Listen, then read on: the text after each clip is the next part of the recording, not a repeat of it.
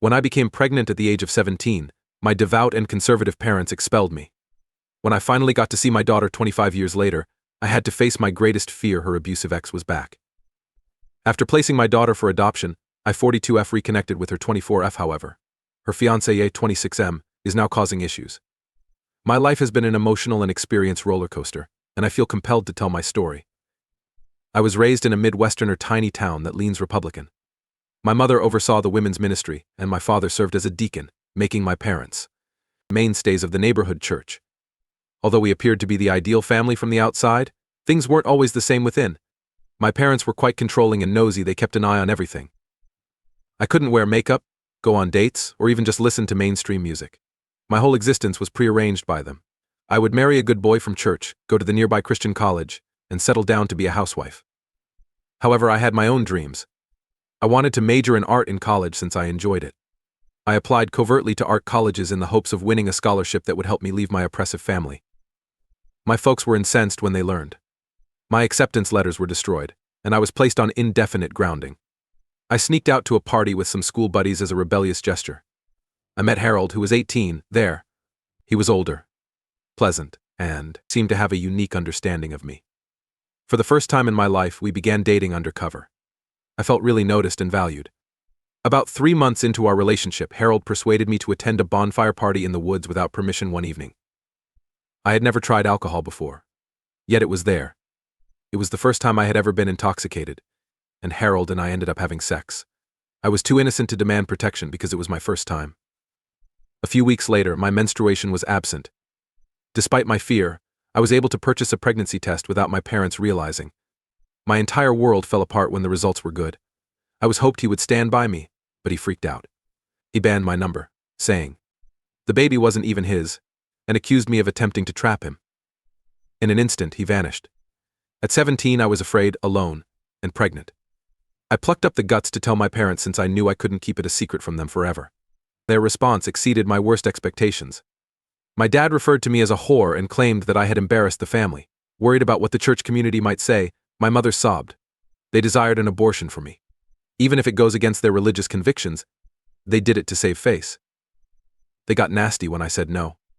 They told everyone I was being homeschooled when they yanked me out of school. As a matter of fact, they kept me confined to the house, like a dark secret. They told me I had ruined both their and my lives, and they continuously chastised me. My mother made me take herbs that she claimed would purify me, which made me really sick. My father made me spend hours on my knees in prayer, quoting scriptures on the sins of the body. As the pregnancy went on, I fell into a profound sadness. I was completely alone and without hope. However, after that, things altered. A strong sense of love and protectiveness enveloped me as soon as I felt the baby move. I wanted this baby to have a chance at a nice life. But I also realized that I couldn't raise a child in this poisoned environment. When my parents were asleep, I began surreptitiously investigating adoption agencies on the antiquated desktop computer in our basement. I learned about open adoption in this way. It felt like a lifeline, the thought that I could still be able to provide my child with a loving environment and some connection. Without my parents' knowledge, I was able to get in touch with an adoption agency. They connected me with Sarah and Michael, a couple seeking adoption. As soon as we began emailing back and forth, I was struck by how kind and nice they were. They only wanted to provide a child a loving home. They didn't judge me for being in my circumstances. Reluctantly, my parents drove me to the hospital when I went into labor. They had no desire to. However, in the event that the home birth went wrong, they were more terrified of the scandal. Michael and Sarah were present, and their encouragement helped me get through the exhausting 18-hour shift. I gave my newborn daughter a few priceless moments of undivided attention before giving her to her adoptive parents. Though it was the toughest thing I've ever done, I was confident in my decision. I was unable to endure living with my parents after the adoption. I packed my stuff and headed out the day I was discharged from the hospital. Over the years, I had accumulated some cash from babysitting jobs. It covered the cost of a bus ticket to the largest nearby city. It was quite difficult during those first few years of living alone. I took on several minimum wage jobs in order to pay for my small studio apartment. I enrolled in night classes at the community college after receiving my GI. Even though it was exhausting, I persisted because I wanted to improve my own life. I put all of my effort into my coursework, and eventually I was awarded a scholarship to complete my degree at a public institution. I decided to major in marketing because I thought it would be a useful way to use my artistic abilities. I was hired by a small advertising agency as an entry-level employee after graduating. I rose through the ranks of the industry over time. Despite obstacles and disappointments, I remained committed to achieving my goals. I work for a big company as a senior marketing executive now that I'm 42. My life is comfortable, yet I've never felt more alone. I had trouble trusting people because of the trauma I had experienced as a teenager, especially men. I've been in a couple brief relationships, but none of them have lasted. I kept thinking about the daughter I had abandoned throughout it all. As per our agreement, Sarah and Michael sent me pictures and updates each year. I loved every one of them, observing my tiny girl's transformation into a young lady from a distance. I gave the adoption agency a letter that I intended for her to receive on her 18th birthday, should she choose it. It gave an explanation of the details of her adoption and offered her the chance to get in touch with them at any time. Her 18th birthday passed by without any communication. I made an effort not to take it personally because I understood she might be averse to connecting or require more time. That ached even still. Then, almost 2 years ago, I received an email that completely altered my life. It came from Eleanor, 24F, my daughter, who told me that although her adoptive parents had given her my letter when she turned 18, she hadn't felt comfortable reaching out until now. If I was game, she replied, she'd like to get together. I was ecstatic. But I was also afraid. Maybe she didn't like me. What if we didn't share any interests? I decided to meet her for coffee in spite of my reservations. Although uneasy, the first encounter went better than I had anticipated. Eleanor had intelligence. Sympathetic and cognizant of the circumstances surrounding her adoption. We took our time getting to know one another, meeting every few weeks at first. We grew close to one another over time. Even better, I got to meet Michael and Sarah, who were just kind individuals. Eleanor had been lovingly raised by them, and they had always been honest with her about her adoption.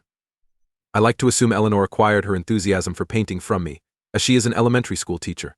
Her creativity and talent never ceased to surprise me. I didn't even know I had a hole in my life until I reconnected with her. I had a true family feeling for the first time. Eleanor informed me about 6 months prior that she had begun dating a new man, Derek, 26M, whom she had met through common connections. Although I was pleased for her, there was something about Derek that bothered me right away. He constantly hovered over Eleanor during our time together, giving off an air of possessiveness and control. Initially, I made an effort to be forgiving. I convinced myself that my excessive protectiveness was a result of having missed a great deal of Eleanor's life. However, Derek's actions grew increasingly worrying with time. Eleanor's employment choice was consistently undermined by him, who said that teaching was a waste of her potential and that she ought to pursue a higher earning position. He gave her negative feedback on her artwork and advised her not to pursue it as a career. Derek always managed to sneak along when Eleanor and I were planning something. Eleanor's comment that she was considering returning to school for her master's degree raised the biggest red flag. Derek rejected the proposal right away, claiming Eleanor didn't need any additional education and that it was too costly. He advised her to concentrate on more essential things, which I interpreted to mean getting married and starting a family. I was scared that talking to Eleanor about my worries would sour our relationship, which was still quite fresh. After being gone for so long, I didn't want her to believe that I was attempting to dictate how she lived. Subsequently, Eleanor contacted me with great excitement a month ago to declare her and Derek's engagement. By now, they'd only been dating for roughly 4 months. I was terrified on the inside, but I did my best to come across as delighted for her. Eleanor asked if we could get together for lunch a week after the engagement. She gave out an anxious, angry vibe. As soon as we were seated, she revealed that Derek had been putting pressure on her to leave her teaching position after they were married.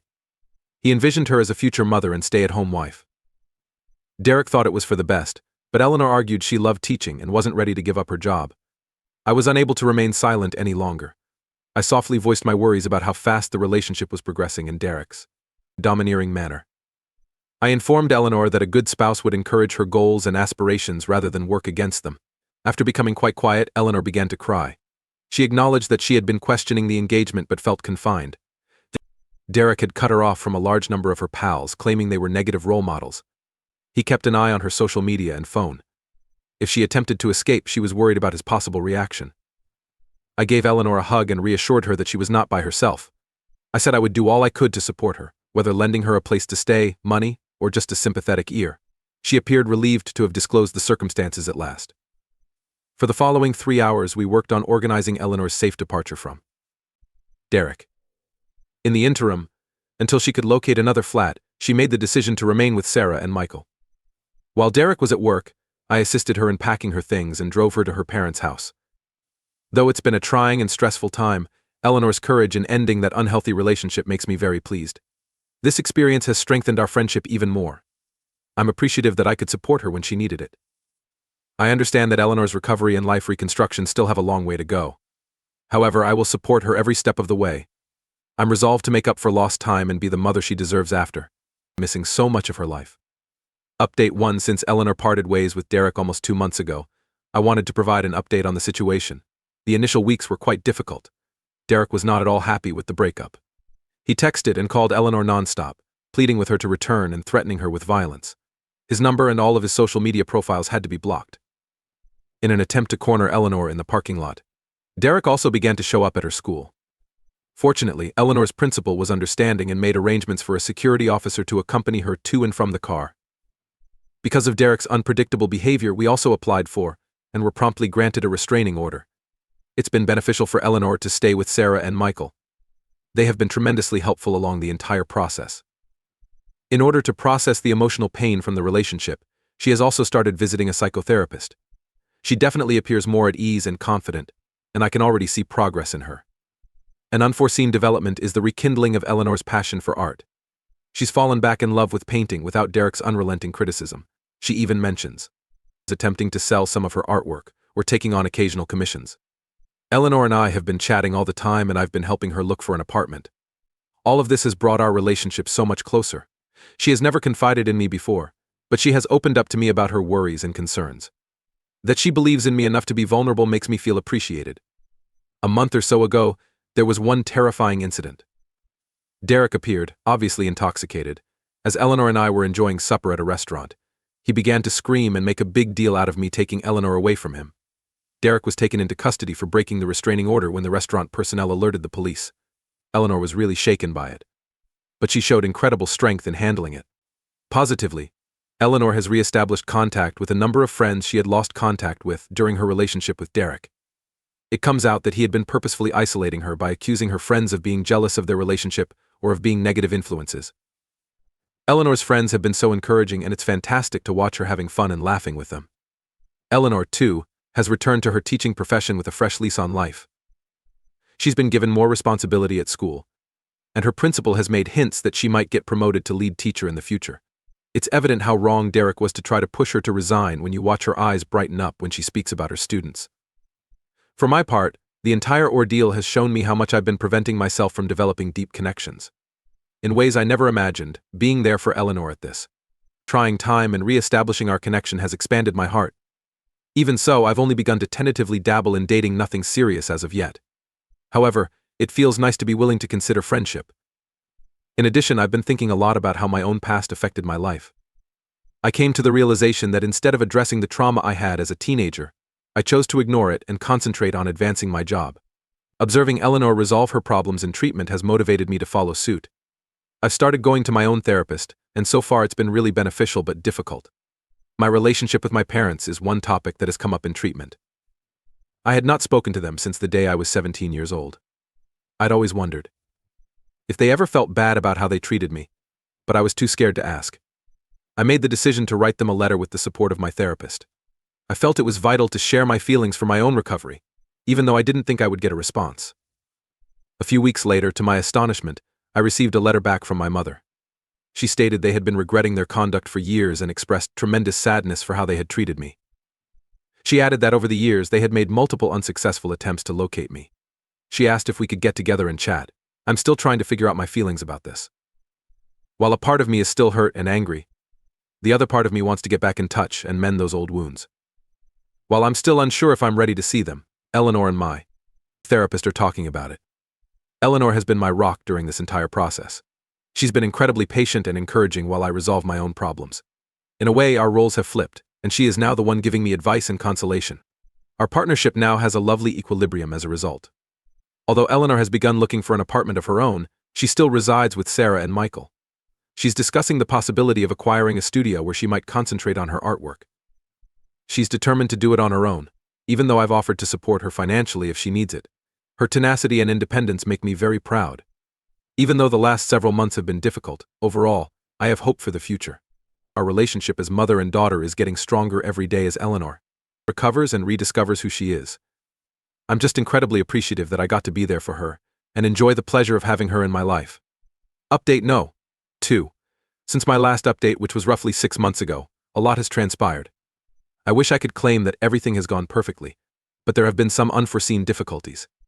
First, the good news: Eleanor is doing incredibly well all around. She moved into a fantastic apartment and is adjusting to her new life on her own. Her work has become extremely popular. She opened an Etsy store to sell prints of her paintings, and it has done much better than she could have ever dreamed. If things go well, she even mentioned the possibility of eventually switching to a full-time artistic career. Eleanor received a promotion to lead teacher at the school as well. Her students admire her, and she's prospering in her new role. It has been really satisfying to witness her confidence soar and to see her follow her passions. Our bond is still getting stronger. We call or text almost every day, and we have a weekly dinner date. My heart always swells when I hear Eleanor refer to me as mom. I'm incredibly grateful for this second opportunity to be her mommy. This brings us to the bad news. 2 months ago, Derek made a comeback. It seems that he had attended treatment for alcoholism. He contacted Eleanor, apologizing for his previous actions and informing her that he was now sober and attending therapy. Naturally cautious, Eleanor was conflicted. There was a part of her that wished Derek had actually changed. She consented to meet him in a public setting against my better judgment in order to listen to him out. I was surprised to see that Derek seemed genuine. He did not attempt to justify his abusive behavior. Instead, he accepted full responsibility for it. He expressed his understanding that Eleanor might never want to see him again, but he still hoped that they could become friends in the future. After the encounter, Eleanor felt perplexed. Although she was certain that Derek had undergone significant personal growth, she expressed doubt about her ability to regain her faith in him. I was put in a difficult situation when she asked for my opinion. On the one hand, Eleanor's willingness to extend forgiveness and believe in people's capacity for change made me proud of her. But I was also afraid that Derek would find a way back into her life and harm her once more. I did my utmost to maintain objectivity. I informed Eleanor that although Derek was receiving assistance, she was not indebted to him. I advised her to re-establish a friendship cautiously, but on her own terms and with very defined boundaries. Things appeared to be all right for a time. Derek and Eleanor conversed sparingly at times, mainly through courteous text messages. Derek, though, soon began to press for more. He desired to meet up with Eleanor and her buddies, go visit her new flat, and have coffee. Eleanor made an effort to uphold limits, but I could see her determination waning. Derek was being aggressive, but she attempted to justify it by stating he was just happy to get back in touch. I knew she didn't want to hear that. So I gently reminded her of how things used to be. It reached a boiling point last week. Eleanor contacted me sobbing, telling me that she and Derek had had a heated argument. It seemed that he had unexpectedly dropped by her flat and became irate when she refused to let him in. He screamed some really unpleasant things and accused her of luring him on. Eleanor saw the entire ordeal as a wake-up call. She saw that Derek was still attempting to influence and dominate her, even though he claimed to have changed. We are in the process of renewing the restraining order, and she has blocked his phone once more. Eleanor is quite distraught, yet I believe that she is somewhat glad to know that breaking up with Derek was the correct decision. She doesn't like to be alone at her apartment, so she's been spending a lot of time in my house. I'm delighted to have her here and will be here to help her in any way I can. Personally, I've seen some improvement in my family's circumstances. I chose to meet with my parents after giving it some thought and talking it over with my therapist. We met in a calm cafe in a nearby town, which served as a neutral venue. The meeting was challenging and emotionally charged. My parents expressed sincere regrets for their treatment of me during my teenage years. They said that following my departure, they had a great deal of introspection and ultimately quit their church after seeing how destructive and oppressive it had been. They have years of therapeutic experience, resolving their own problems and attempting to figure out what went wrong with me. I'm not ready to completely accept them back into my life, even if I do appreciate their apologies and the self-improvement they've done. There is still a great deal of hurt and mistrust to heal. We've decided to go slowly, maybe meet up every few months and make sporadic phone calls. It was bittersweet when I told them about Eleanor. They were overjoyed to see they had a granddaughter, but they were much more devastated to see how much they had been deprived of. Eleanor and them shouldn't meet just yet.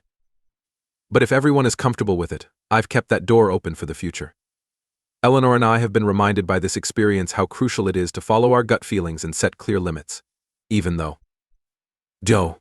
these past several weeks have been challenging, I have no doubt that we will emerge from this stronger than before. And we'll accomplish it as a team, encouraging one another along the way.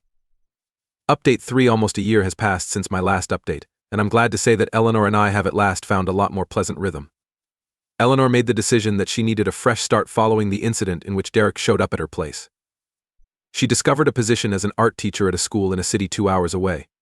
She thought that in order to really move on from the toxic relationship with Derek, taking this major step was vital. Although I was sorry to see her go, I fully accepted and supported her choice. We still speak on the phone nearly every day, and we agreed to see one another at least twice a month. Eleanor has thrivingly adapted to her new surroundings. She enjoys her work as an art teacher and has a great rapport with her students. Her own artistic career has also flourished a few months ago. She had her first gallery exhibition and sold multiple pieces. One of my favorite moments in life was when she showed me around the gallery, smiling with pride. I've also changed a lot on my end. Eleanor's bravery in making a change in her life motivated me to do the same. After feeling stuck in my marketing career for some time, I made the decision to retire early and follow some long-standing ambitions. But I've begun helping out at a women's shelter in my community, supporting female clients who are escaping abusive partnerships. Having helped Eleanor through her predicament with Derek, I realized I had a lot to contribute in this area. The task has been immensely fulfilling.